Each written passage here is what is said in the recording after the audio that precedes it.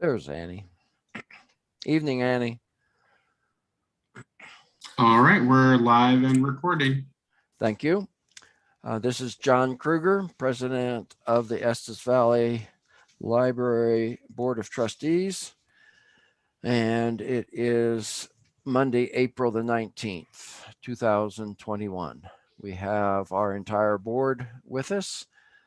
Lynn Lawson, David Hemphill, Kay Weston, Beth Ellis. Who did I miss?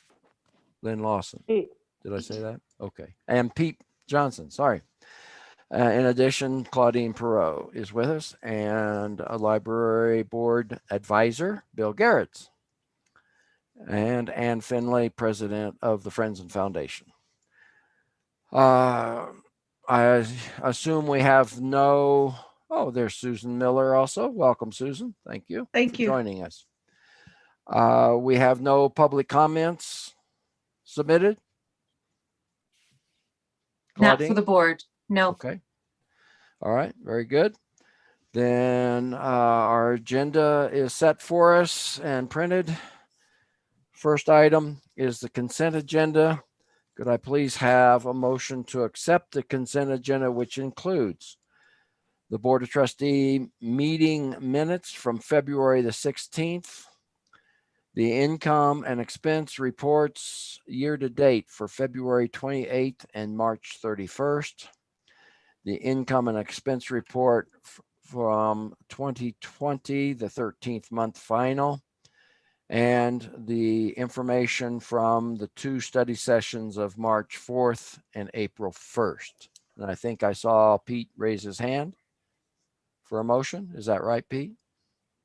Oh, no, I didn't, but I will. All right, thank you. I move that we approve the consent agenda as proposed. Thank you. A second, please. I'll second. David seconds. Thank you. Does anyone have any edits to any of these items? Does anyone have any item that they want to remove from the consent agenda? I see none. We will discuss, hopefully just a little bit later, the 13th month financial, but it's there as presented. Seeing no one wishing to make any edits or changes, all in favor, please say aye. Aye. Aye. Any opposed? Aye. Okay. Sounds like we have unanimous approval. Thank you. Good start. From Government Affairs, I believe the only thing I have is the statement that you should have found in your packet. The background on this statement, before I present it, read it to you. Back at our March study session that Lynn led for us on equity, diversity, and inclusion, we discussed the possibility of each individual board member writing a short synopsis or background on their experience and so forth. Apparently, we did not get everyone submitted. In the interim, there was an attempt to write a joint combined statement, and the Government Affairs, Lynn and I, Claudine, looked that over and made some additional changes, and Claudine and Curtis worked up, I guess, this final version from our discussions. So the intent would be that this would be something that would be posted on the website for people to read if they so wished, to see an expression of the kind of diversity of thinking and background, experience, so forth that our board has. Do I need to read it? Has everyone read it? Everyone's read it? Yeah. We're not going to take a vote.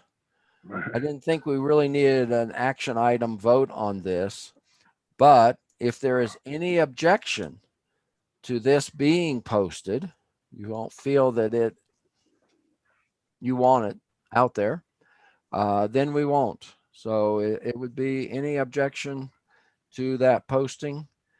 We thought that this would be a good expression of the kind of diversity that we try to represent in our thinking and our evaluations on library matters. So, And I think I'd add to that, John, that we talked at the study session about having an individual statement for each board member and felt that this takes the place of that, right. not in addition to individual statements. Correct. Yes. I'm sorry. Yeah, that was kind of the direction we moved towards. Any other comments, thoughts? Bill? Just have an idea.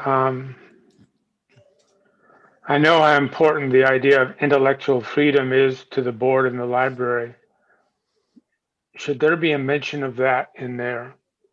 And I just mention that because if there ever is a big issue about intellectual freedom and somebody wanting a book banned or whatever, or wants to shift our collection policies, that might involve the board early on. It's just an idea.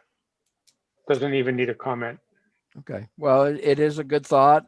We do have that within our policies stated. So I guess we thought that we're kind of covered, if you will. We were Yep. hoping not to do a lot of additional wordsmithing on this, but if there's a strong desire to add a comment, we can do that. Board members? I see no one wishing to say anything. Everyone's okay and supports the posting of this. Okay. Then we will direct Claudine to have that posted with the information on the Board of Trustees part of the website. Okay. We will move to the Finance Committee then, unless anyone has any questions for me from a government affairs standpoint. John, I'd No. like to thank Bill for his overture. I think that's active listening on his part. And, but I also agree with you, John, that it is our number one value. And I think the board is protected in the library in that regard. But again, Bill, thank you. Yeah, I guess we weren't really trying to restate all of the values that we hold. Those are out there on the website as well. So anyway, kind of looking at primarily the equity, diversity, inclusion aspect of the various talents, backgrounds, and so forth that we bring. Okay. David, is it you for the finance? Well, I will at least start, and Kay, as always, is welcome to chime in as pertinent. It's interesting in the two finance meetings we've had in the last week that we didn't discuss the 13th month that much, in that it's a completed deal. I thought it was nice. It was the first year. It was completed in-house with the library's accountant. Cindy was able to complete it timely. The surplus was appropriately transferred to long-term reserves as per our policy now. Nothing more than what Cindy has already went over. Things like received the last 7,000 plus of the COVID virus relief fund grant. So all 60,000 of that has been received and moved to the long-term reserve fund. Cindy's already mentioned about the change in 2020 of unoccupied positions, so the payroll was down, and just a really different year. But there's nothing to add. But I will open it up to if anyone had specific questions about the 13th month. Cindy is available to answer some of those if needed. So, any other comments? Kay, anything? Nothing. No. I guess I would note that the 13th month versus what we had at the end of the year previously, the 12th month, we did have an increase in income from donations, grants, and a slight increase in expenditures of about 13,000. So we did end the year very much in the black with a sizable amount to transfer into the long-term reserve. We're now at over 1.6 million in our long-term reserves. Our finances are very healthy. That's good to see as far as I'm concerned. Okay. It makes life a lot easier, John, when we can make these decisions from a position of strength. For sure. Yeah. So if there's no questions on the 13th month, you're always welcome to follow up in the future with it too. Always available to answer those questions. What we have discussed quite a bit is, John, with your approval, we still want to do the work session in May on the 10-year plan. We really feel it's more pertinent this year than before, just because of the changes that went on. But our goal is really going to engage the rest of the board, at least in this one meeting. As a finance committee, we can do a lot and we present a lot, but the board as a whole is responsible for the finances. And we really need the rest of the board to not only understand, but just have the support that they know that we're trying the best we can, but we need the rest of the board to know what we're doing too. So that main study session, John, what we will do is we go over not the numbers per se, not get lost in the depth of the numbers, but go over the reason why we even have the 10-year plan. And maybe just some of the logistics of what our minimum required funds are for our reserve funds, and things of that nature. And then really maybe press the board a little bit to help us with the assumptions on where our income may or may not go. And a little bit discuss the built-in growth that the 10-year plan has had in the past of the 2% growth, why we do that, and if there's any changes needed in that. Kay, am I hitting all the points? Sure. Okay. As this stage, it's kind of to explain why we want a study session. Right.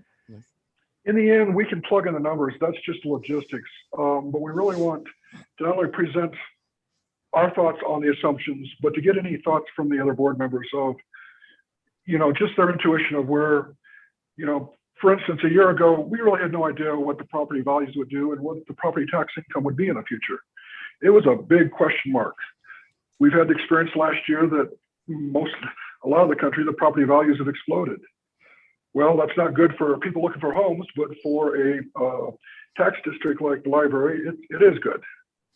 So we need to revamp those assumptions a little bit and just get some help with forecasting and have the board kind of in agreement with what we're doing is the goal. We don't expect the rest of the board to be in on every detail, but if there's something in the report that's not there that would be helpful for you, we'd be glad to maybe incorporate it, things of that nature. So it's more of a complete maybe update, you'd call it. And then also on top of that, something that's not done that was suggested by Claudine, in fact, today in a meeting, is we need to get a narrative going so that people who don't necessarily deal with numbers as much maybe get a little more explanation out of a narrative to go with the 10-year plan.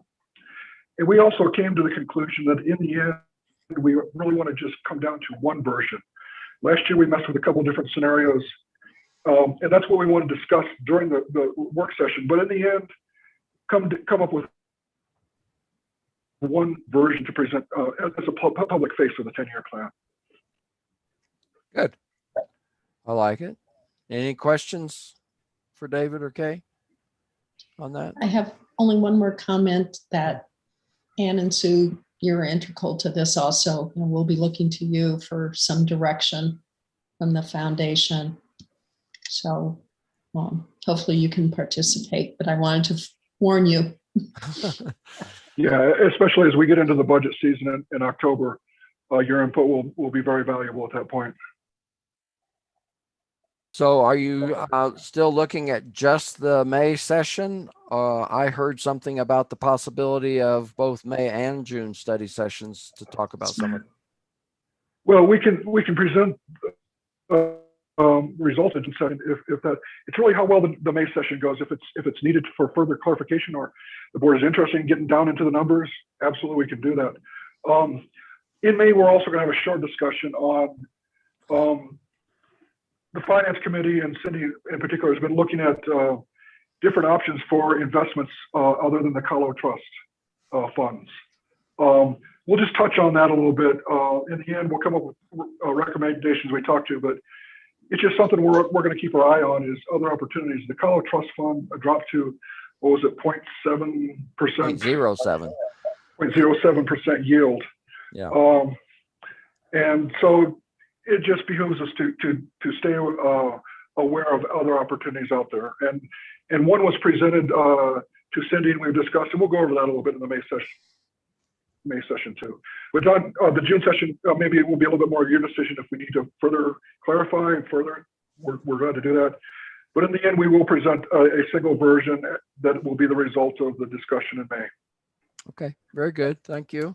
Yeah, I was just wondering if I needed to definitely put it there. Right now, we have no topic for a June study session, but we'll see. We'll establish for sure by the May board meeting. Anyone have any questions for David? Go ahead, David. Oh, I was just going to say that's incentive to have a really good May session to get it done then. There you go. Okay. All right. I really appreciate that update on the plans forward. Okay. I guess we can move then to the first quarter staff strategic report that Claudine and staff have provided. Claudine, open it up to you if you want to make any particular comments to start off. I will remind all of you that you asked me very politely not to wax on, which I tend to do with the quarterly report. And I will instead acknowledge that you'll notice a few absences of names because we don't have a person in that position, which is just a reminder to everyone how much the staff is working on, the remaining staff, bless them all, to meet these objectives. So I have nothing to highlight, but I am very happy to answer any questions of the board. Okay, we'll go through them section by section then and give opportunity for any comments or questions from the board. I would note one thing right off the bat. Well, two things. One is some of the performance measures you may have noticed went beyond 2021. This is a 3-year strategic plan. And so some of the objectives won't be accomplished necessarily this year. And the goal and the measures will be in 2022 or 2023. The other, just right off the bat comment, Claudine, your staff is very ambitious in some of the goals that they are setting in some of these cases. So let's start with the focus on early literacy, either objective A or B. Anyone have any thoughts, comments, questions? Bill? Yeah, I really like the early literacy objectives, and I agree with John. I think especially the second performance measure is very ambitious. But the coolest thing to me was that you included early literacy as one of the 5th big areas, grow internally, so that you get the whole staff. Because I think doubtless it'll take a lot of creative thinking and finding new approaches that aren't available yet to achieve those goals. I think that's really cool. Get everybody's mind thinking about that. That's all. Thanks, Bill. John, may I riff off of that for just a moment? Yes.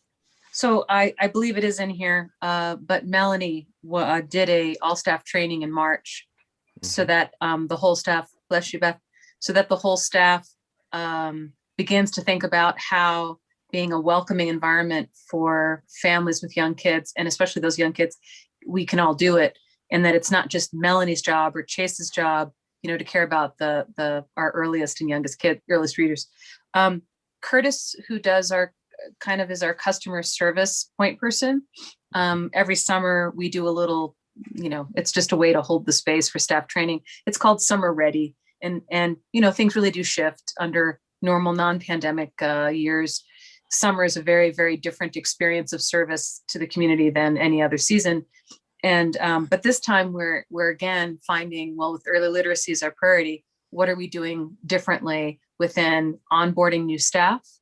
What does it mean for outreach? What does it mean for the front desk person? So Bill, you caught on something that really is important to all of us, which is we are working hard that it's not just on a piece of paper, but how are we all expressing it? So thank you.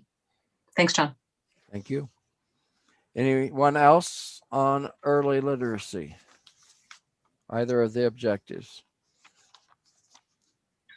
Well, Chase is on if anyone has a question for him directly, because he just did Young Chautauqua, which is one of our favorite partner programs. Thanks, Chase. So if there's any questions, you can read his report, but if you have any, he's right here. Some good comments that are shared there also as well. Anyone else? Okay. As I say, some ambitious, aggressive goal setting, and we will be there to support them. Well, I feel like we have to mention the most beautiful, bedazzled elephant in the room, which is Ann Finley's report and how it relates to this goal, John. Well, we were going to get to her report, Okay, and we'll but, bring it up you know. again. So there'll be a Okay, chance we'll for do us that. All right. to re-emphasize that. Sounds good. That's great. You're right. Enable lifelong learning. Did I lose a page? No, it's just short because there's no one in that job. So it's only objective B right now. Yes, sir. Okay. Yeah, understood. And it's just the grab and go kits aspect for right now. Right. And but that's been progressing pretty well, I understand. And we still have measures around it. And again, the program team has been very, very busy with that. Right. Very good. Anyone else? Okay. Third objective is enable a greater sense of community. Any thoughts, statements, questions? COVID has been a real issue on this one, I know, this past year and the first part of this year. And so most of these objectives for measures are out to 2022 and 2023, but we're ongoing. One book is part of this.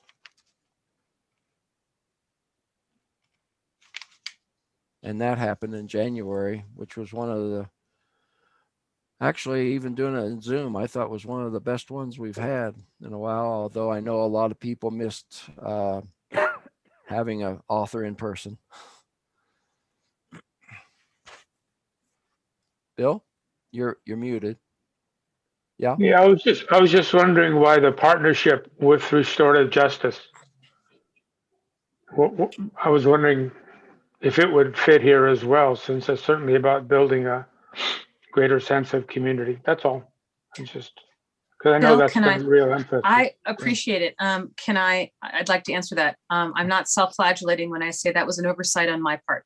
Thank you for capturing it. We are doing monthly community living room conversations. And even though I'm directly involved, I wasn't thinking of reporting because I've been the pretend I'm the holding person until our civic engagement librarian is hired. But Bill, you can count on that being in the next report. Thank you. Very good. Yeah, we really didn't have anything during the first quarter, did we? Maybe one? No, they've been, when I say they, it's really restorative justice, and with the support of, it's the Chase Hour. I realize I'm looking at him and it's bringing it to life, but it is also true that Chase is our Zoom host for those programs. So the library essentially provides the infrastructure. And then the steering committee between the library and restorative justice, that partnership is practicing small community engagement activities on Zoom until we can get back to in-person live, we hope after summer, and practicing getting to more robust, deliberative engagement, larger, more difficult conversations. But, the police community and policing conversation was really a response to kind of our EDI question too, which is, what is our relationship as a community with our local police? So, John, those have been monthly, and they will continue to be monthly, either virtually or in person. But again, we're gearing up. It's another Yet another ambitious objective, sir. That's good. Oh, Chase has a note. I'm not sure if you can see it. We've got 2 additional living room conversations in the pipeline for the next month. And I missed the rest of that. It's okay. Okay. Yeah, I have seen those, and those are always posted in the weekly email blast that Curtis sends out. So thanks, Bill. I'll get that back in there. Very good. Anyone else on that topic? Okay. 4th objective, deliver materials on a personalized basis.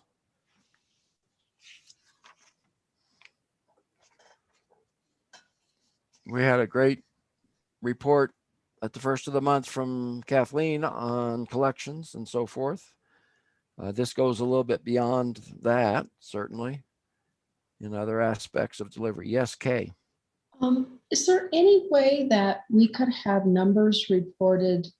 I'm just looking total circulation, and they talk about all 3 branches. Could we have just our library? Because that is the one thing you have control over. Yeah.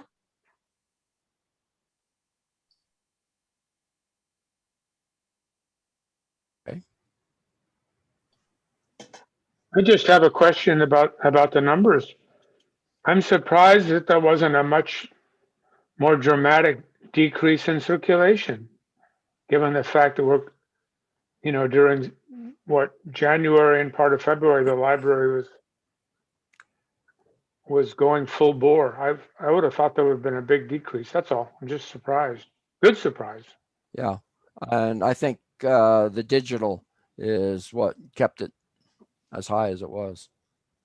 Right? Okay. Good. So then we have grow internally to succeed externally. Any thoughts, comments on any of those?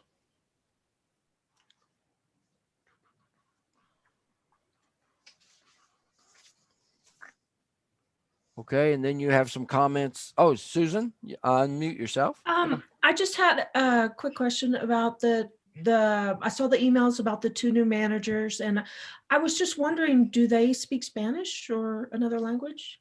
No, neither speak Spanish. The job posting did say, we're looking for people with library degrees, people who are bilingual in Spanish.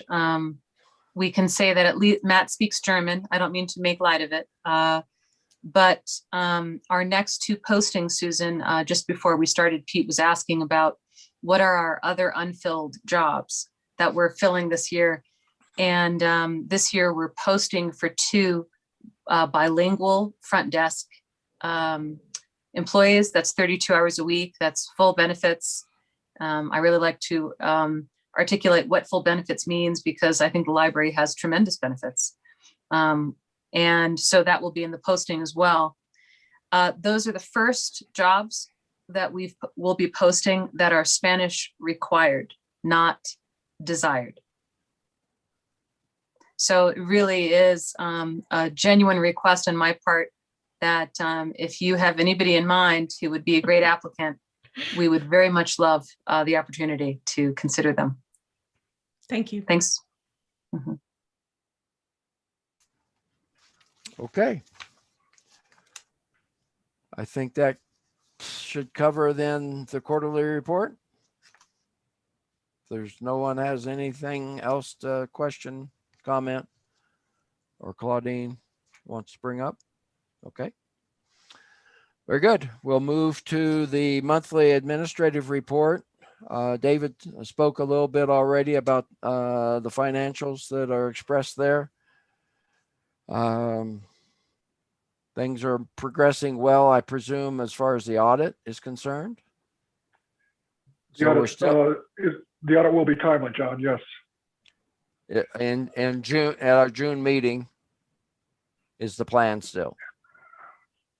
I believe that's correct, yeah, but Cindy says it's going very well. working with the auditor, and it's been a good first experience with this auditor. So, Very good. Director's report. You have a couple of things to highlight, I think, Claudine. Thanks, John. I'm happy. Well, I think the most important thing, we'll start at the top and then get to the most important thing at the bottom. But I really am, we've moved on from all the effort at the national, at the state, and at the county level to get librarians who are working on the front lines vaccinated early. It did not come to pass, but happily we were part of the government workers group. That meant if you were 50 plus, and also those who work in frontline government, we finally took a page out of other people's books, which is to stop waiting for permission and just go in and get vaccinated. So at this point, we now know that everyone on staff who wanted a vaccine will be vaccinated plus 2 weeks by May 15th. So that is great news for us. And as I wrote, we are eager to, we're at least, preparing for June 1 being the beginning of a new normal. And we know we're not going back to the way things were, but by June 1st, we are expecting, we're acting as if the mask order will be lifted. And so we're preparing accordingly. We'll see. Larimer County is not doing a great job. But I want to remind you, this is not just Claudine making these interpretive decisions. I'm very fortunate to have Cindy and Joanna and Kathleen, who are essentially, team safety and sanitation, we call it. So may I answer any questions about the COVID related updates?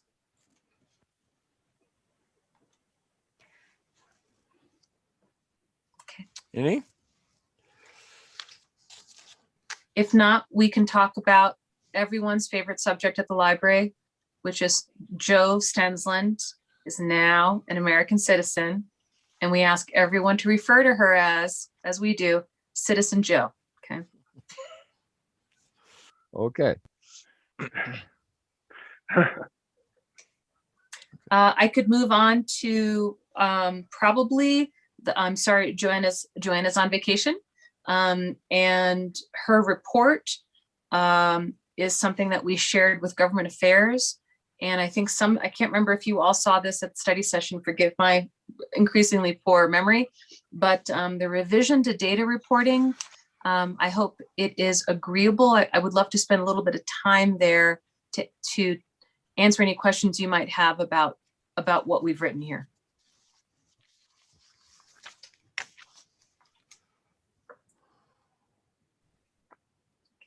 Well, thank you for your support. Anyone? I mean that. Thank you. Yeah. Okay. So we're not going to have the red light, green light reports anymore for now. We'll do that annually. Yep. And it'll be the kind of format that we just went through on this quarterly, and hopefully that satisfies. And as we progress, if there's more reporting desired that's of value, then we'll consider it. Thank you. Appreciate the effort in trying to reduce the staff's amount of time involved. John, it is that, and it's also what we hope is that what we deliver to you has value. Right. Yeah. Very good. Okay. Anyone have any questions for Claudine with regard to her administrative report? I guess not. Okay. We'll move along then to Ann Finley's report from the Friends and Foundation. Annie, would you like to share some things? Unmute. I would. Okay. So, okay. Good. So first of all, I mean, you all have it in your report, but I'll verbalize it because we're pretty excited about a couple of things actually. So the first item is that our 5-year smooth return, we just received it from Colorado Financial, and we've had a return of 8.74% over the year. our endowment and reserves are being professionally handled by Colorado Financial, and they're growing. And we're really pleased with the work that they've done for the organization. Good. The second thing is we completed our 2020 audit with Uli on March 3rd. And it was a pretty smooth process, and we really like her. And thank you, Claudine, for directing her in our direction, because she's been great. And we're pretty pleased that we have a contract with her now for 3 years. So it's a good, solid, yeah. And then the most exciting thing is that we have received a couple of major gifts over the last couple months. Was for $10,000, and the other was for $30,000. And it was thanks to Sarah Walsh. She was amazing.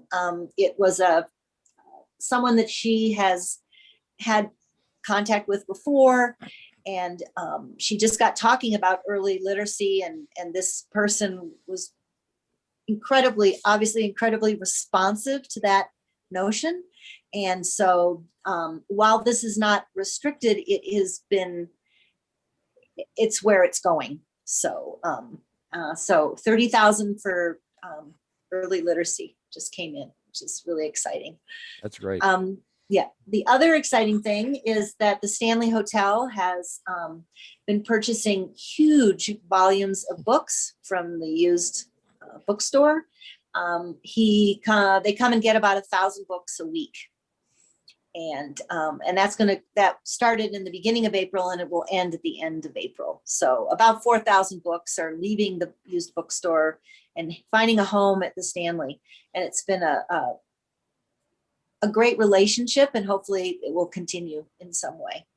That's great. And yeah, any questions? That's kind of all I have. It feels pretty big right now for being in the middle of COVID and not being able to, meet with people. And so. Yeah, very Congratulations, positive. Annie. Yeah, and this is David. That's all wonderful news to hear.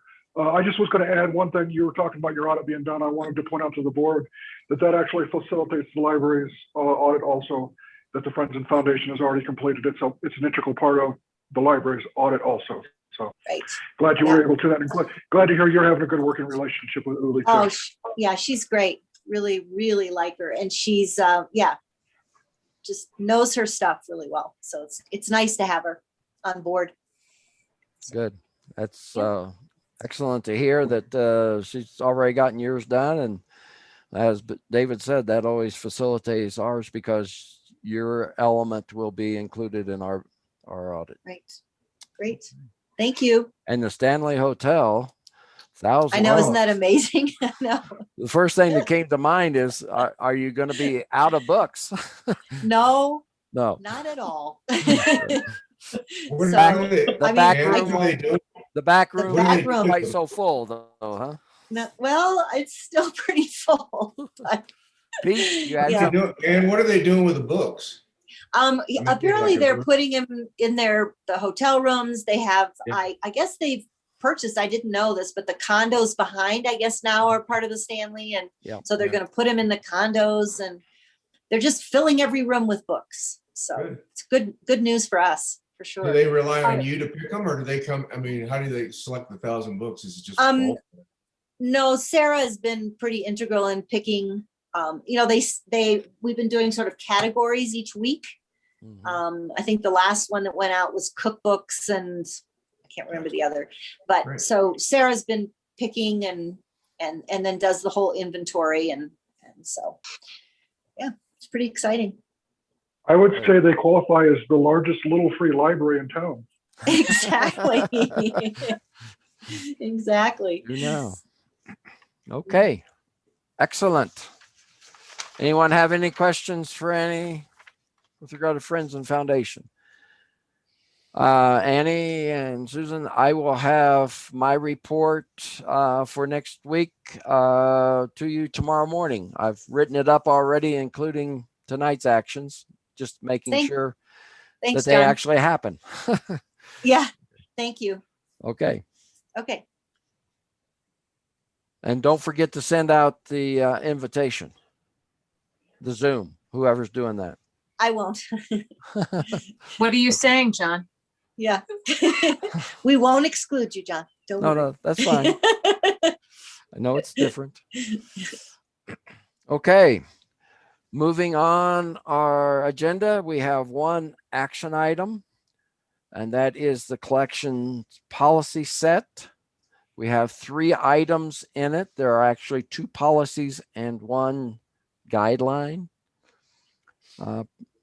The collection development policy, the intellectual freedom and reconsideration policy, and the purchasing guidelines for authors.